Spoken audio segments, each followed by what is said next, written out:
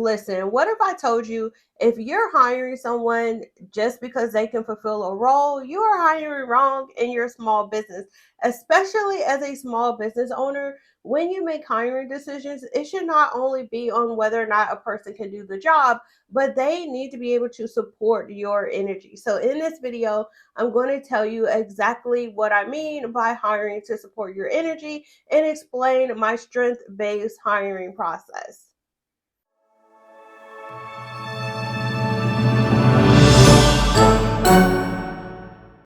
What's up, you guys? Welcome back to my channel. I am Ebony Evaughn, your go-to business operations strategist, here to help you grow your business through people and processes. And in today's video, I'm back with another hiring process video. And in today's video, I'm going to be walking you through my strength-based hiring process so that you can hire support in your business that is not only going to be able to fulfill a role and perform their job duties and tasks that you have for them, but it's also going to align with your strengths as well as your energy, and it'll be a great cultural fit for your business. So often when people hire in their business, they end up having a lot of employee turnover because they hired the wrong person, because they're just like, well, I need a social media manager. Let me go find any social media manager. And you don't really consider if their values align with your values. So let's say your marketing style is very laid back. You don't like guerrilla marketing, but that's all that person knows, right? And someone who can not only align with your strengths, but fill in where you may not be as strong or where you have weaknesses. And so what I like to do is take what I call my strength-based hiring approach. And with this, you hire based on your strengths and abilities. And how I like to do this in my business is I rely on a lot of assessment tools. So two tools that I love to use are going to be Kolbe as well as Clifton Strengths. So I'm actually going to hop over to my computer and I'm going to show you I'm going to show you my actual Clifton Strengths analysis as well as my Kolbe, and then I'm going to walk you through how I leverage this information to decide who I need to hire for my team and what I look for when I hire someone in my business. So let's hop on the computer and then I'll break it down, okay? So first up is my Kolbe A profile. And you can see I am at 8715. Just based off of this alone, it is pretty clear why I am an operations strategist, right? Because I am someone who loves a good system. I love having a plan. I love strategizing.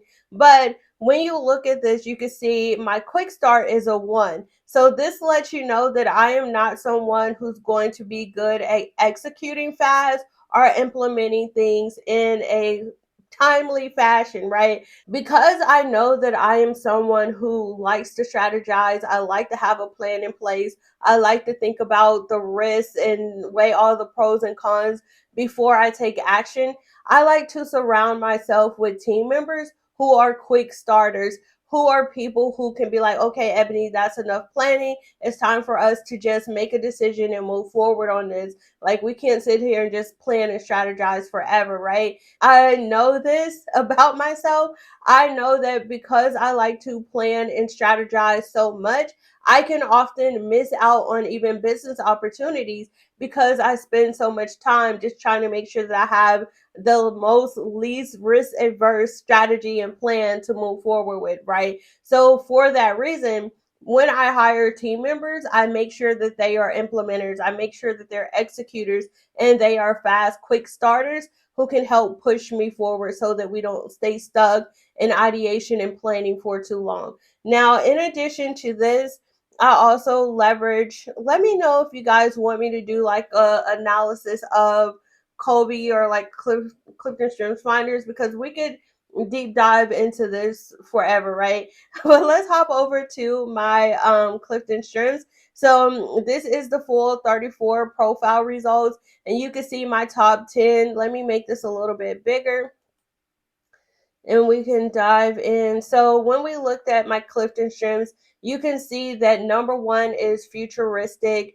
And that is because, again, I'm a strategizer, I'm a visionary. one of the things that I joke about with my clients is the fact that I because I'm futuristic, I can turn their blind ambition into like a clear roadmap and like put all the moving pieces together so that they can see their big picture. Because I work with a lot of visionaries who say, oh, I want to do this and this, but they don't really have the puzzle pieces to get there. Because I'm futuristic, I can see the big picture and then put everything in place. So because again, and heavy strategizing, critical thinking, analytics, and then also you can see that in my top 5, which is what I pay the most attention to, that 3 of my top 5 strengths are in the fluent influencing category, which sounds crazy, but I'm like, I am not an influencer. But as far as Clifton Strengths is concerned, influencing is basically, your ability to take charge, speak up, and then make sure that others feel heard. So this is why I know that I excel at what I do, because I am someone can tell me their vision. And then I'm like, oh, okay, this is how you can do that. This is how we put this together. These are all the things that we need to put in place in order to make that happen, right? So because of this, you can see if you look at my top 10, I do have 6 deliberative, and then 8 is focus as far as executing. But those are further down the list. So I don't have any executing strengths in my top 5. So again, looking at my Clifton Strengths profile, this is why when I hire team members, I make sure that I have team members that are going to be high in executing, and then also probably team members that are high as well when it comes to influencing, because I know that that's my main approach. I like to have people who, are optimistic, they're empowering, they have the ability to influence and take charge. If they see someone else getting bullied or whatever, they're going to step up and they're going to stand up for that person. Those are the type of people that I want on my team. Those who can match my influencing, but also those who can pick up in executing where I know that I'm not good at that. So hopefully by me actually showing you my profile, this makes a lot more sense when I say that you want to take a strength-based hiring approach, right? So for example, in my business, when I hired a marketing manager, I made sure that I hired a marketing manager that not only could post content, but had a strong understanding of marketing principles and best practices. But I made sure that I hired someone who was going to be high quick start, who can execute fast, and also someone who had a knack for experimenting when it came to marketing. Because I am someone who's very structured, I like stability, I don't like to take a lot of risks. I need someone who's very creative and innovative, who can kind of push my boundaries and help me to think outside the box so that I can experiment when it comes to doing my sorority style webinars, or when it comes to doing the late night infomercials that we do, right? Because I don't want to rely on the traditional social media platforms. I need someone who has the capacity to help me to actually bring that to fruition by stepping in the areas where I'm not as strong. And even when it comes to my virtual assistant, because I am someone who's a strategizer and a planner, I made sure that I hired someone who was a quick starter and who could execute and also push me forward. So if I'm still planning, they're like, Ebony, I need this from you. And I'm like, let me just walk through it one more time and make sure it's good. Let me make sure this is actually the plan we're going to do. Let me see if, let me look and research this, right? I could get buried in research. I could get stuck in analytics, looking at the numbers, trying to figure out the best way to do X, Y, and Z. And so my VA knows that if I'm delaying and I'm procrastinating and spending too much time on something, to say, okay, Ebony, like this is enough. You have one more chance to look through this, and then we have to make a decision and move forward. Because otherwise, nothing would ever get done. We would just spend time perfecting our strategy and making sure we have the most optimal plan, and then the plan never gets executed. So That is why I make sure that I hire someone who is a quick starter. So when it comes to you making hiring decisions in your business, you want to make sure that you understand your own strengths, your working style, and that you identify, okay, where am I getting stuck? Where are the bottlenecks? So that when you make your hiring decisions, you can hire for momentum and you can hire people that are going to help keep you moving forward in your business. All right. Like that was a whole gem right there. I know that was a nugget. If you found this helpful, make sure you give this video a thumbs up.